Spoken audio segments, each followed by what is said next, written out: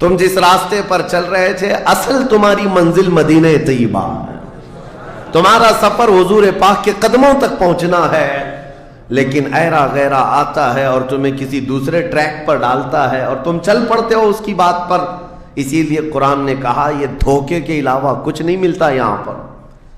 دنیا اور دنیا داروں پر تم کبھی بھروسہ نہ کرنا، تم اپنی منزل پر ہمیشہ توجہ رکھنا، تمہاری منزل یہ نہیں ہے۔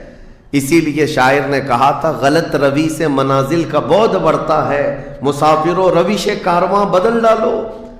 تم ٹیڑے میڑے چلتے رہو گے تو منزل لمبی ہو جائے گی، فاصلہ دور ہو جائے گا، اس لیے چلنے کا طریقہ بدل ڈالو، تمہارا سفر آسان بھی ہو جائے گا اور منزل جلدی پہنچ جاؤ گے۔ اب جو بات مجھے کہنی تھی وہ یہ ہے، زندگی جب اتنی شارٹ ہے اور آزمائش کے لیے تمہیں یہاں بھیجا گیا ہے تو مجھے ان نوجوانوں کو دیکھ کر کے کبھی درد ہوتا ہے جو رات بھر نکڑ پر بیٹھ کر کے اپنے وقت کو ضائع کر رہے ہوتے ہیں، جن کی زندگیاں انہوں نے اپنی جوانیاں اپنے ہاتھوں سے برباد کر رکھی ہیں۔ تمہیں پتہ ہے ایک رات جو ہماری زندگی میں آئی، آج کا دن تم کروڑوں دولتیں لگا دو، یہ دن دوبارہ کبھی نہیں آئے گا۔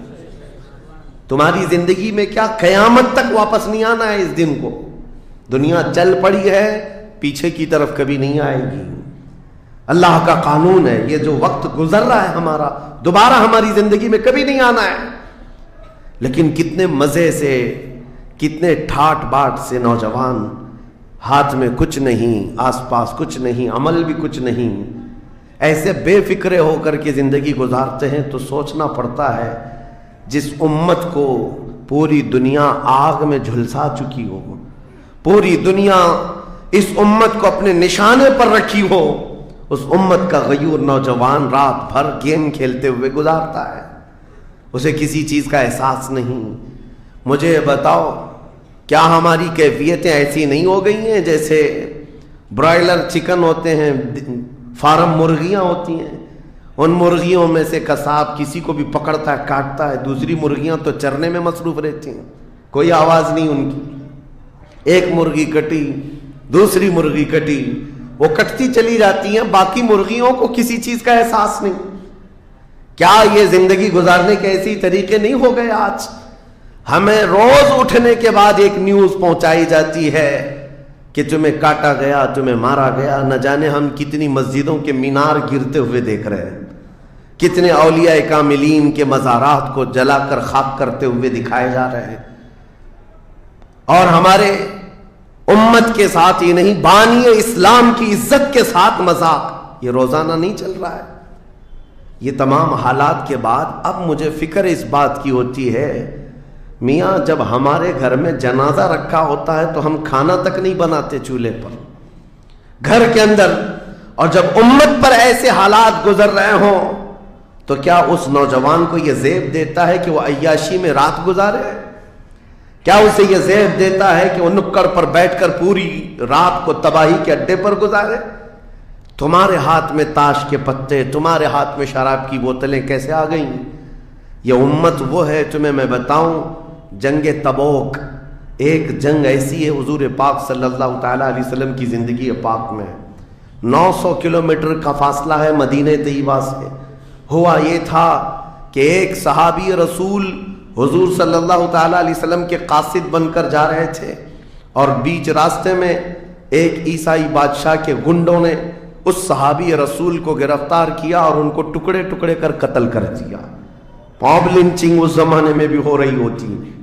یہ خبر جیسے ہی مدینہ طیبہ پہنچی، وہ لوگ ایسے نہیں تھے کہ انا للہ پڑھ کر خاموش ہو جاتے ہیں۔ صحابہ کرام کا جم غفیر مدینے میں جمع ہوا، عرض کیا یا رسول اللہ صلی اللہ علیہ وسلم آپ کا حکم کیا ہے؟ نبی کریم صلی اللہ تعالی علیہ وسلم نے صحابہ کرام کو بھیجا، اس میں سپہ سالار کی تعداد کئی صحابہ کی تھی، اور جب یہ لشکر جرار مدینہ طیبہ سے نکلا 900 کلومیٹر دور چل کر کے گئے، اور وہاں جا کر کے جن لوگوں نے حضور کے ایک غلام پر ہاتھ اٹھایا تھا ان کے بخیے کھڑا کر دیے، اور ان کو الٹ پلٹ کر کے آئے اور لوگوں کو یہ میسج دیا تھا کبھی حضور کے غلاموں کی طرف چھیڑ خانی نہ کرنا ورنہ پورا مدینہ باہر آ جائے گا۔ یہ یونٹی، یہ اتحاد، ان کے اندر یہ احساس میرے آقا صلی اللہ تعالی علیہ وسلم نے پیدا کر رکھا تھا کہ کل مؤمن جسد واحد. حضور صلی اللہ تعالی علیہ وسلم نے فرمایا کہ پورا جتنے مومن ہیں وہ سب ایک جسم کی طرح ہیں، ایک جسم کی طرح ہے. اذا اشتکى عضو تداعى له سائر الجسد بالسهر والحمى، جیسے ایک پارٹ کو اگر درد ہوتا ہے تو پورے جسم میں بخار آتا ہے. مومنوں کی کیفیت یہ ہونی چاہیے، لیکن احساس دھیرے دھیرے ختم ہوتا چلا گیا. آج ہماری پستی کا ایک سبب یہ بھی بتایا جاتا ہے جس کو شاعر نے کہا تھا، قوت فکر و عمل پہلے فنا ہوتی ہے جب کسی قوم کی شوکت پہ زوال آتا ہے. سوچنے سمجھنے کی صلاحیت پہلے ختم ہو جاتی ہے.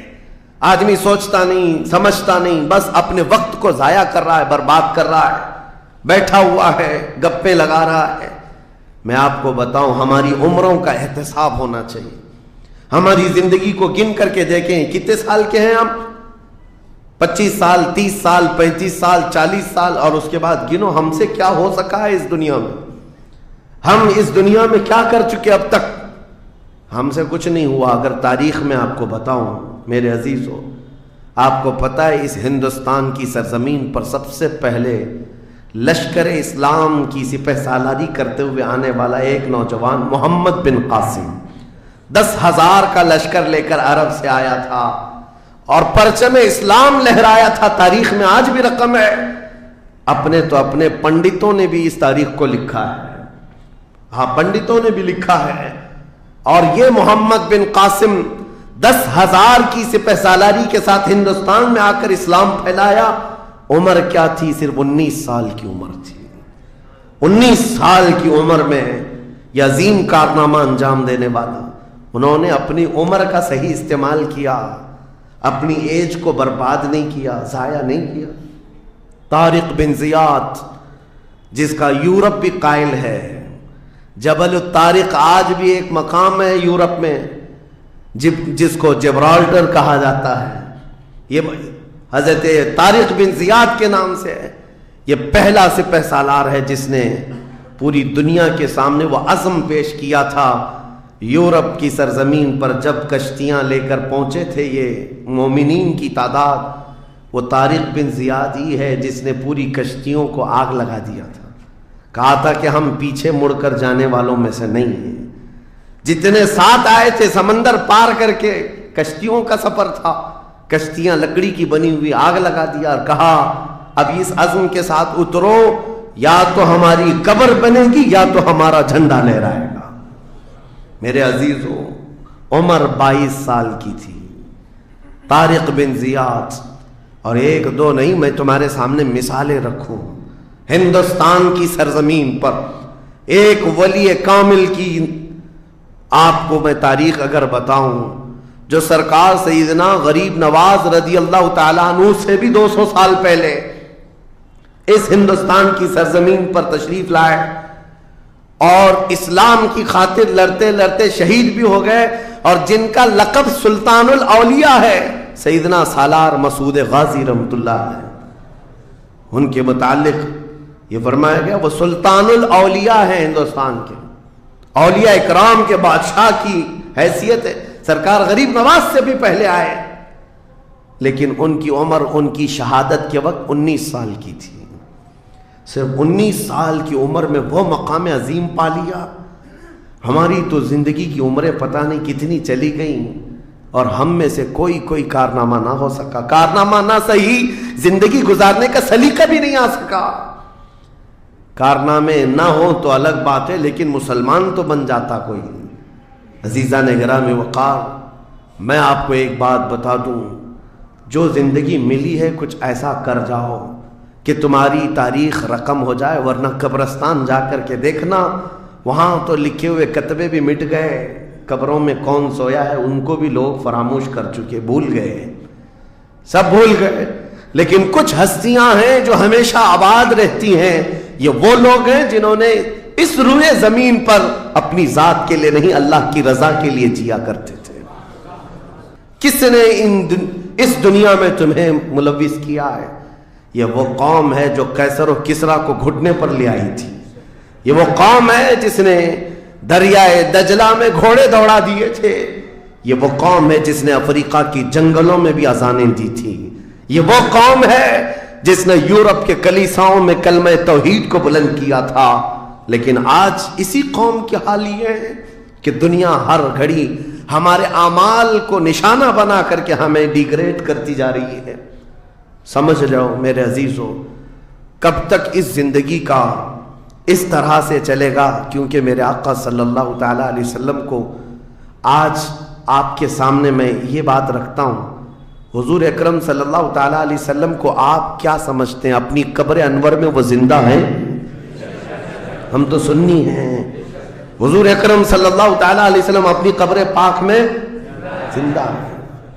لیکن یہ بات بھی سمجھ کے چلو، حضور نے فرمایا ہر جمعرات کو میری پوری امت کے اعمال میرے پاس پیش کیے جاتے ہیں. تم میں سے، ہم میں سے، سب کے اعمال ہر جمعرات کو حضور کے پاس فرشتے سناتے ہیں. فلاں بن فلاں نے ہفتہ بھر یہ کام کیا ہے. حضور فرماتے ہیں اگر برے اعمال پیش ہوتے ہیں تو مجھے غم ہوتا ہے، میں استغفار کرتا ہوں اللہ کی بارگاہ میں، اور اچھے اعمال آتے ہیں تو شکر بجا لاتا ہوں، اس کے لیے دعا کرتا ہوں. عزیزان گرامی وقار، کبھی پلٹ کر کے زندگی میں دیکھنا کتنے جمعرات ایسی چلی گئی ہوں گی جس میں ہمارے کون سے اعمال فرشتے لے جا کر کے سنا رہے ہوں گے. حضور اکرم صلی اللہ تعالیٰ علیہ وسلم کی بارگاہ میں جب ہمارے اعمال یہ کہہ کر سنائے جائیں آقا آپ کا فلاں امتی بے خبر ہے، نہ نماز پڑھتا ہے، نہ ہی آپ پر درود پڑھتا ہے، نہ ہی وہ کبھی نیکیوں کی طرف آتا ہے، وہ تو گانوں کی دھن پر جی رہا ہے. صبح اٹھتا ہے، شام ہوتی ہے تو اس کو تو فلموں کے نغمے یاد ہیں، آپ کا کوئی قول یاد نہیں. بتاؤ میرے آقا صلی اللہ تعالیٰ علیہ وسلم کو فرشتے جب ہمارے متعلق یہ خبر دے رہے ہو، کیا حضور پاک صلی اللہ تعالیٰ علیہ وسلم کو اس بات کا قلق نہیں ہوتا؟ یہ وہ امت ہے جس کے لیے میں رات رات بھر کھڑے ہو کر دعا کرتا تھا، آج یہ ہم کو فراموش کی ہوئی ہے.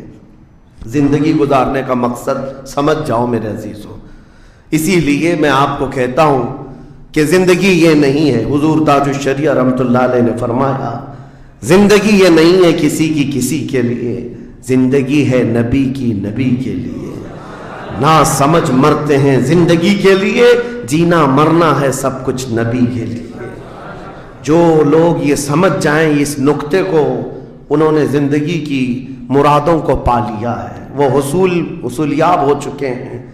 لیکن جو اب تک بھٹکے ہوئے ہیں ان کو میں دعوت فکر دوں گا. ایک بار سوچ لو، ایک بار سوچ لو، ویسے ہی دنیا ختم ہونے والی ہے اور تمہاری موت آنے والی ہے. ایک بار سوچ لو، ایک بار سوچ لو کہ ہمارے ساتھ آخرت میں ہونا کیا ہے، قبر میں ہمارے ساتھ بیٹھنے والا کون ہے، ہمارے ساتھ تنہائی کا نگہبان کون ہے، اور محشر کے اس بھرے میدان میں ہمارا ہاتھ پکڑنے والا کون ہے. جب بار بار یہ سوچو گے تو اس فکر کو پہنچو گے کہ وہ صرف اور صرف ایک ہی ذات ہے. کون دیتا ہے دینے کو منہ چاہیے، دینے والا ہے سچا. حضور پاک صلی اللہ تعالیٰ علیہ وسلم کی طرف لو لگا دو. اس کو جن لوگوں نے اپنی زندگی میں پہچان لیا وہ امام اہل سنت بن گئے، مجدد وقت بن گئے. اعلیٰ حضرت امام اہل سنت فاضل بریلوی رحمۃ اللہ تعالیٰ علیہ کے متعلق ایک بات میں آپ سے کہوں، وہ بڑے عالم تھے، بڑے فقیہ تھے، بڑے محدث تھے، اور بہت سارے علوم پر انہیں مہارت تامہ حاصل تھی، سب اپنی جگہ پر. لیکن یہ سارے علوم نے مل کر اعلیٰ حضرت کو اعلیٰ حضرت نہیں بنایا. ان کو اعلیٰ حضرت بنانے والی چیز حقیقت میں عشق رسول ہے. حضور پاک صلی اللہ تعالیٰ علیہ وسلم سے بے انتہا لگاؤ یہ مقام پیدا کر دیتا ہے. یہ مقام، ورنہ عالم تو بہت سارے، کتابیں لکھنے والے بھی بہت سارے، لیکن جس نے عشق کی بولی بولی دنیا اس کو پہچاننے لگ جاتی ہے، دنیا اسے پہچاننے لگ جاتی. زندگی کا مقصد وہ سمجھ گئے کہ ان کی غلامی کرنے میں ہی یہاں پر عروج و ترقی ہے. اسی کو خانوادہ اعلیٰ حضرت سے ان کے پوتوں تک بھی یہ فکر پہنچی. تاج الشریعہ نے فرمایا بلحوثن سیم و زر کی بندگی اچھی نہیں، ان کے در کی بھیک اچھی، سروری اچھی نہیں. تم جو سوچ رہے ہو زندگی کے طور طریقے ایسے ہونے چاہیے ویسے ہونے چاہیے، گزار لو جتنے دن چاہے بڑے بڑے بنگلوں میں، بڑی بڑی گاڑیوں میں، بڑی جائیدادوں میں، لیکن زندگی میں وہ عزت نہ پاؤ گے جو میرے مصطفیٰ کے قدموں میں ملے گی، جو حضور کی غلامی میں ملے گی وہ عزت نہیں پا سکتے۔ عزیزان گرامی وقار، نبی کریم صلی اللہ تعالیٰ علیہ وسلم کے ان صحابہ کو دیکھتے ہیں جنہوں نے زندگی کو ضائع نہیں کیا، ایک پل بھی ضائع نہیں کیا۔ آج میں آپ کو اسی لیے کہہ رہا ہوں موت آنے والی ہے، اس سے پہلے ایک وقت بھی، ایک لمحہ بھی ضائع ہونے مت دینا، برباد ہونے مت دینا۔ جو وقت ہے، میں مصر میں دیکھتا تھا بسوں میں بھی اور کبھی کبھار ٹکٹ کاؤنٹر پہ جو لائن لگی رہتی تھی، ایک سٹیکر لگایا گیا تھا، اکثر جگہوں پر یہ سٹیکر پڑھنے کو ملتا تھا، اجعلوا الانتظار فی الاستغفار، یہ جو ویٹنگ ٹائم ہے اس کو خالی کھڑے ہو کر کے مت گزارو، اتنی دیر استغفار کرو اور درود پاک تو پڑھو، وقت کو ضائع نہ کرو۔ تمہارے پاس اللہ نے وقت دیا، بیٹھے ہو تو پڑھو، کھڑے ہو تو پڑھو، کیونکہ یہ وقت تمہارا بربادی میں نہیں لکھا جائے گا، تمہارا یہ وقت ضائع کرنے والوں میں نہیں لکھا جائے گا۔ عزیزان گرامی وقار، آپ کو میں ایک بات بتا دوں، جن لوگوں نے اپنی زندگیوں میں بڑے بڑے محلات بنائے، آج ان کے لیے بھی تاریخ ہے، مگر کس انداز سے، کس انداز سے۔ آج دنیا نے آپ کو ایسے ڈائیورٹ کر رکھا ہے، جو کام ہونے کے تھے وہ نہیں کرنا ہے آپ کو، لا یعنی کاموں میں مصروف ہو گئے، جو چیز تمہارے حصے کی تھی نہیں اس پر انرجی خرچہ کرتے رہ گئے، اور جو چیز تمہارے کام کی تھی اس کو تو بھول ہی گئے۔ آپ کو میں ایک بات بتا دوں، ہو سکتا ہے شاہ جہاں نے تاج محل بنایا اور پھر بادشاہ قطب الدین کے زمانے کے نشانیاں موجود ہیں، لال قلعے بن گئے، قطب مینار بن گیا، بڑی بڑی عمارتیں ہیں، لوگ اوپر سے نیچے دیکھنے کے لیے آتے ہیں، لیکن میں یہ کہتا ہوں یہ کوئی کمال کی چیزیں تھی نہیں، کمال کی چیزیں تھی نہیں۔ لاکھوں لوگوں کی محنتیں بھی لگی، پیسہ بھی لگا اور بڑی عمارتیں کھڑی کر کے چلے گئے، ہزاروں کی تعداد میں تاج محل میں لوگ جاتے ہوں گے۔ تاریخ تو لوگوں کو تھوڑی بہت تو پتہ ہوگی کہ اپنی بیگم کی محبت میں بنایا ہوا ایک محل ہے اور بیگم کی قبر بھی وہاں ہے، لیکن جانے والے کبھی کسی کو سنا ہی نہیں کہ ایک فاتحہ بھی کوئی پڑھتا ہو، کوئی پڑھتا ہوا نظر آتا ہے۔ وہ تو پکنک پوائنٹ ہے، ٹورسٹ ایریا ہے، جائے دیکھے آئے۔ لیکن میرے عزیزو، یہ بڑے بڑے محلات اپنی ناموری کے لیے بنا کر تو چلے گئے، لیکن آؤ بریلی شریف کی سرزمین پر ایک مدرسہ جو اعلیٰ حضرت نے بنایا، مبارک پور کی سرزمین پر جامعہ اشرفیہ جو حضور حافظ ملت نے بنایا، یہ عمارتیں آج بھی دعوت دے رہی ہیں، ایک دو نہیں، ہر سال ہزاروں کی تعداد میں عالم اور مفتی وہاں سے نکلا کرتے ہیں۔ یہ کام کی چیزیں تھی جو بزرگوں نے کر دیا کہ امت کو ایسا کچھ دے جاؤ کہ وہاں سے آنے والا کچھ فیض اٹھا کر کے جائے۔ تاج محل لے کر کے کیا کرنا ہے؟ پیسے کمانا ہے یا ٹورسٹ ایریا بنانا ہے؟ لیکن ایک ایسا ادارہ جس میں پڑھ کر کے دنیا روشن ہوتی اور آخرت بھی روشن ہوتی۔ ہم سنیوں کے ہاں یہ چیزوں کی ضرورت تھی، ہمیں لا یعنی چیزوں میں مصروف کر دیا گیا ہے۔ میں اب تو آپ کو پتہ ہی ہوگا، مجھے تو جلسوں والا آدمی بنا دیا گیا، جہاں دیکھو پروگرام جلسے۔ میں اصل میں جلسوں والا آدمی تھا ہی نہیں، میں فیلڈ ورک کرنا پسند کرتا ہوں، کسی علاقے میں رہ کر کے قرآن کی تفسیر کرنا اور لوگوں کے درمیان رہنا۔ لیکن مسلسل سفر کا ایک تجربہ میں آپ کو بتا رہا ہوں، ہوں گے یہاں پر بھی بہار بنگال والے، سب ہوں گے، بہار والے، بنگال والے، جھارکھنڈ والے اتنے جلسے کرتے ہیں، 365 دن بھی اگر ان کو تاریخ دی جائے تو بھی کم ہے۔ ایک اینالائز کرنے والے بہار کے رپورٹر ہیں، انہوں نے رپورٹ لا کر کے ہمارے سامنے بتائی کہ حضرت 2022 میں اسٹیٹ آف بہار میں 4000 جلسے ہوئے، 4000 جلسے۔ میں ان کا مخالف نہیں ہوں، لیکن ایک فکر آپ کو بتا رہا ہوں، 4000 جلسے، جن میں سے ہر جلسے کا کم سے کم خرچہ 5 لاکھ روپے، اس سے کم خرچہ کرتے نہیں، 6 مہینے چندہ کرتے ہیں، اس کے بعد بڑا جلسہ کرتے ہیں۔ کیلکولیشن کر کے دیکھا گیا تو سال میں 2000 کروڑ روپے خرچے ہوئے، 2000 करोड़ रुपए। मेरे अजीजों, ठीक है ये सब अपनी जगह पर, लेकिन पूरे स्टेट पर घूम करके देखें तो मुसलमानों के नाम की एक यूनिवर्सिटी भी नहीं है, कोई एक बड़ा इदारा नहीं कायम कर सके। 2000 करोड़ की भारी रकम साल भर खर्च करने वाला गरीब स्टेट जिसको लोग समझते हैं। मेरे अजीजों, मैं ये बात इसलिए अर्ज कर रहा हूं, जिन चीजों में तुम्हारा जहन उलझ गया ये वो तुम्हारे काम की नहीं थी। आला हजरत ने बहुत पहले फरमाया था, ये दुनिया का हाल ये है, शहद दिखाए जहर पिलाए। यहां पर चकाचौंध दिखने वाली चीजें वो तुम्हारे हक की नहीं है। इसलिए मुझे दर्द होता है इस बात का कि हमने जिन चीजों के लिए अल्लाह ताला से अमानत ली थी, हमें अल्लाह ताला ने नवाजा था, वो हमारी रकम भी गलत जगह जाती, हमारी जिंदगी का वक्त भी गलत जगह जा रहा है। अजीजा ने गिरामी वक़ा, इन सब चीजों का सवाल होगा क़यामत के दिन हमसे, हर चीज का सवाल होगा। अगर हमने वक्त को जाया किया है और अपना माल भी गलत जगह इस्तेमाल किया है, हर जगह हमारी पकड़ होगी, हमारी पकड़ होगी। एक हफ्ता कबल मैंने सुना, हमारे चाहने वाले हैं अजीज, उन्होंने कहा एक दरगाह पे गए थे, सुना है एक बहुत बड़े सेठ हैं, वो 2.25 करोड़ का सिर्फ दरवाजा बना रहे हैं अल्लाह के वलियों के आस्थानों पर। मेरे अजीजों, ये अल्लाह के वो वली हैं, न तुम्हारे दरवाजे के मोहताज हैं, न तुम्हारी चादर के मोहताज। उनके इंतकाल के बाद जो उनको अल्लाह ने मकामात दिए वो तुम नहीं पहुंचा सकते। वो तो अल्लाह ताला के रहमत में है, जिन्हें अल्लाह ताला जन्नत के जोड़े पहना चुका हो, जिनके लिए जन्नत की हवाएं चल रही हो। उन औलिया के मिशन को जिंदा करना हकीकत में इसाले सवाब। उनके लिए सबसे बड़ी नजर और नियाज यही है। माररा मुतहरा में हाजिर था, बड़ी खुशी हुई।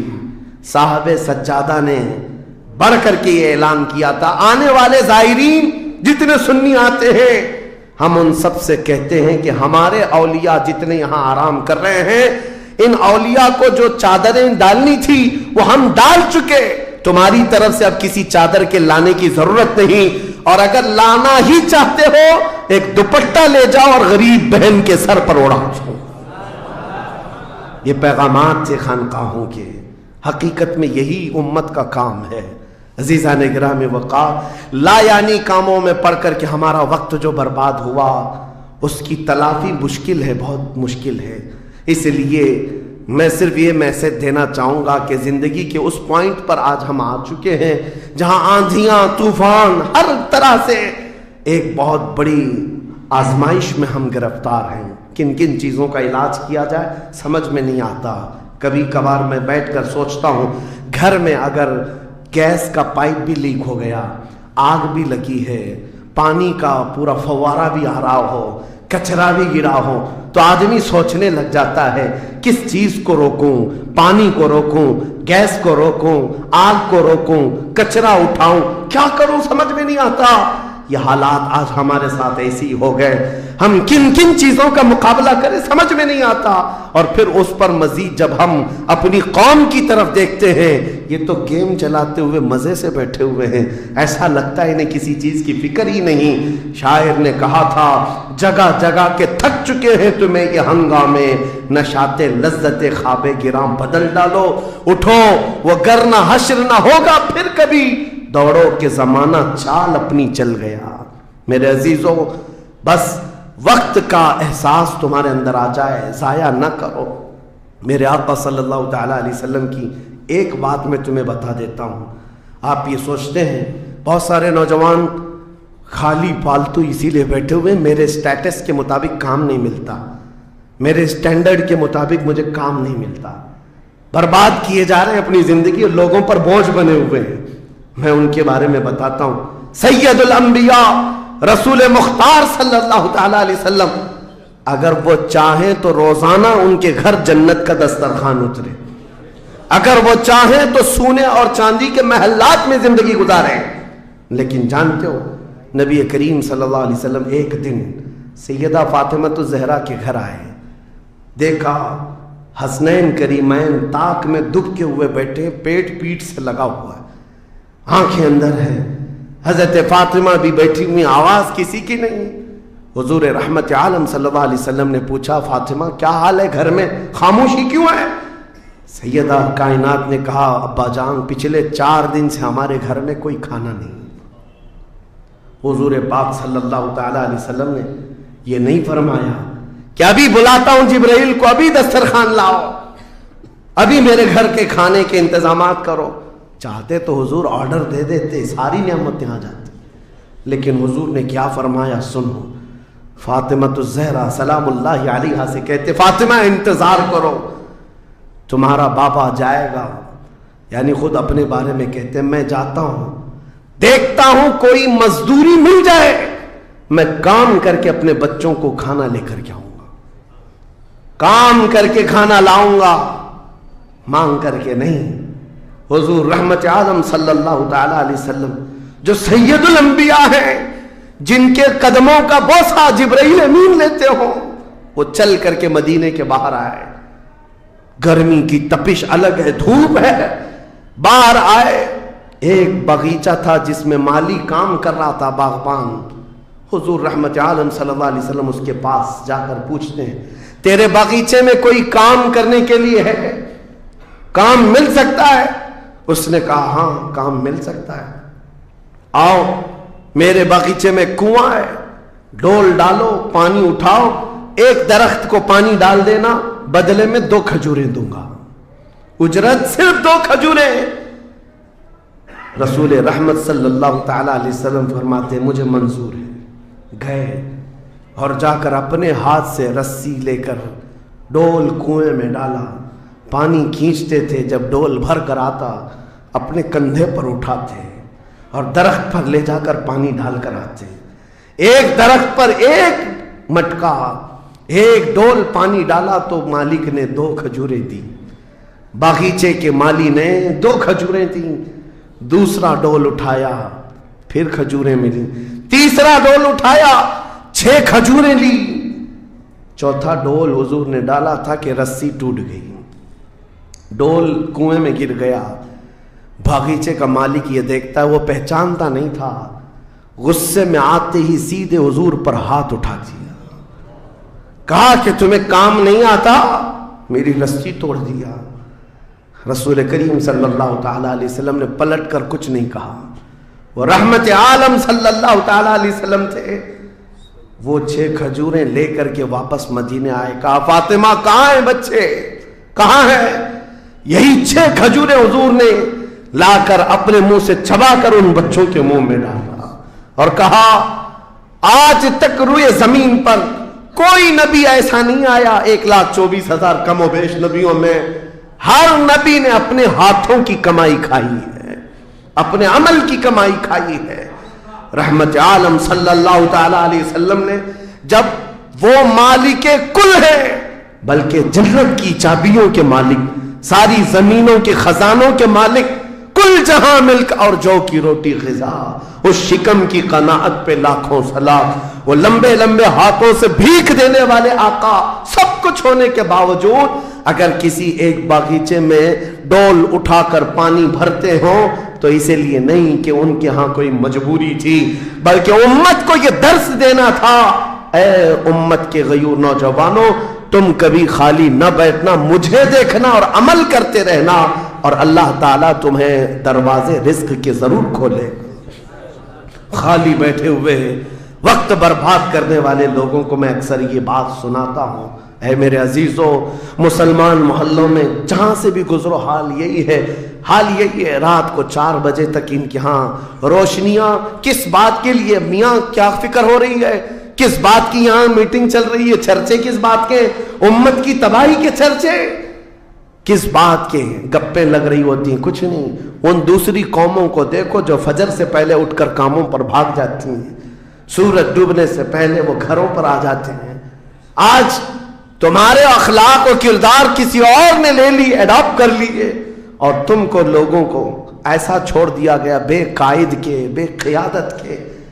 बहरहाल मेरे अजीजों, बदलना चाहें तो आज भी हम बदल सकते हैं। सिर्फ एक नुक्ता है बदलने के लिए, एक नुक्ता है। मेरी बातें छोड़ दो, मुकर्रिरीन को सुनते हो सकता है लोग ये कहते हैं मौलाना लोग ऐसा बोलते हैं वैसा बोलते हैं, तुम्हारी फिक्रें सब अपनी जगह पर। मेरे अजीजों, मैं तो बहुत निकम्मा आदमी हूं, मैं तो एक छोटा तालिब इल्म भी नहीं हूं, जहालत मेरे अंदर भी है, लेकिन मैं आपको ये कहना चाहता हूं, अगर दिल के अंदर हलचल मच सकती है, इनकलाब लाने की फिक्र आ सकती है, तो इधर उधर की बातें छोड़ो, आमिना के लाल की तरफ देखो, हुजूर अकरम सल्लल्लाहु ताला अलैहि वसल्लम की तरफ तुम्हारा दिल मुतवज्जे हो गया तो मैं कहता हूं तुम्हारी धड़कनें तेज हो जाएंगी, तुम बदल लोगे अपनी जिंदगी को, और उसके बाद एक दिन आएगा फिर तुम ये पुकार कर कहोगे जो बरेली वाले ने कहा था, या रसूल अल्लाह, दहन में जुबान तुम्हारे लिए, बदन में है जान तुम्हारे लिए, हम आए यहां तुम्हारे लिए, उठे भी वहां हुजूर के लिए, जीने का सलीका मिल जाएगा। लेकिन शर्त सिर्फ इतनी है, आज से एक वजीफा दे करके जा रहा हूं, जुमा को, पहले भी मैंने एक बार कहा था, जब भी जुमा आए घर पर अब जाते हैं, घरों में अच्छा खाना बनता है, मेरे अजीज अपने बच्चों को ले लो, बैठ जाओ दस्तरखान पर, लेकिन घर में ये कानून लगा देना, बीवी भी बैठे, माँ भी बैठे, बहन भी बैठे, बच्चे भी बैठे, जिसके घर में जितने लोग हो दस्तरखान पर बैठे, उस वक्त तक हम लुकमा नहीं उठाएंगे जब तक 100 मरतबा मेरे मुस्तफा पर दुरूद ना पढ़ ले। हुजूर सल्लल्लाहु ताला अलैहि वसल्लम को याद करने का माहौल घरों में आ जाए, फिर देखना जिंदगी की बहारें तुम अपनी जिंदगी में देख लोगे। हर गली में इंशाअल्लाह अज़ीज़ ये माहौल बन जाए, फिर कोई बाहर से आया हुआ अजनबी तुम्हारे मोहल्ला में आकर कहेगा ये मुंबई का मोहल्ला नहीं, मदीने की गली नजर आती है, यहाँ से खुशबुएं मुस्तफा नजर आती है। हमारी औरतों के अंदर, हमारी बच्चियों के अंदर पर्दे की पाबंदियां हमारी तकरीरों से नहीं, हुजूर की मोहब्बत से आ सकती है।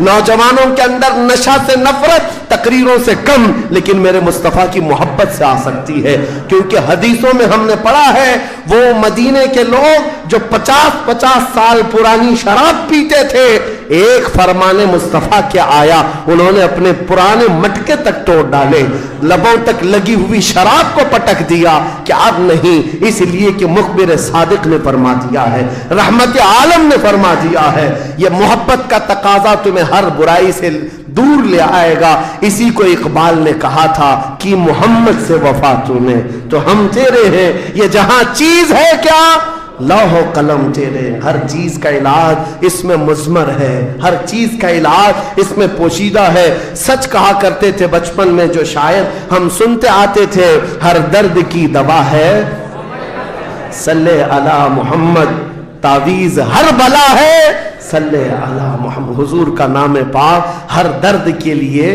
दवा भी है, शिफा भी है, और बीमारियों से छुटकारे के लिए कंसंट्रेशन, एक जगह तवज्जो मरकूज कर लो। आज से अपने दिल में ये एहसास पैदा करो मैं इसका उसका नहीं हूं, लोगों ने मुझे बना रखा है, ये उसका फैन है, इसका फैन है, नहीं। बेदम वारसी को पढ़ो, क्या कहते थे अल्लाह वाले मेरे अजीजों, कहते हैं बारगाह मुस्तफा में यूं अर्ज करते हैं, सगे तैबा सब कह के पुकारे बेदम, यही रखियो मेरी पहचान मदीने वाले।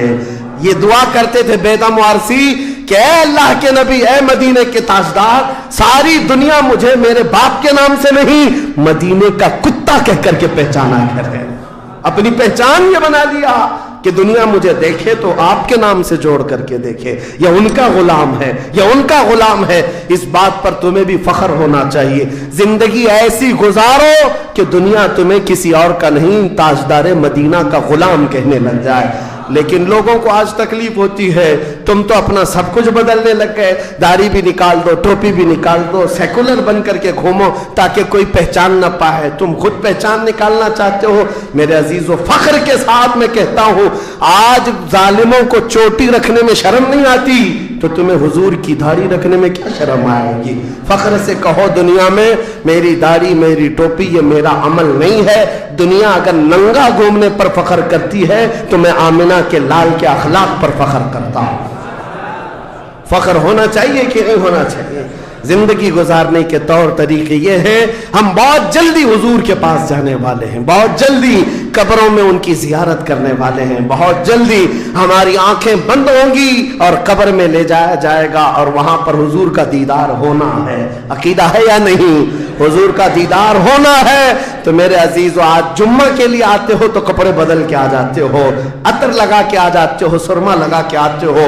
زندگی ایسی گزارو جس دن ملک الموت بلائے چلو چلنا ہے حضور کے پاس تو تیار رہو، وہ چہرہ لے کر جانا ہے جو حضور کو دکھانا ہے، جو حضور کو دکھانا ہے.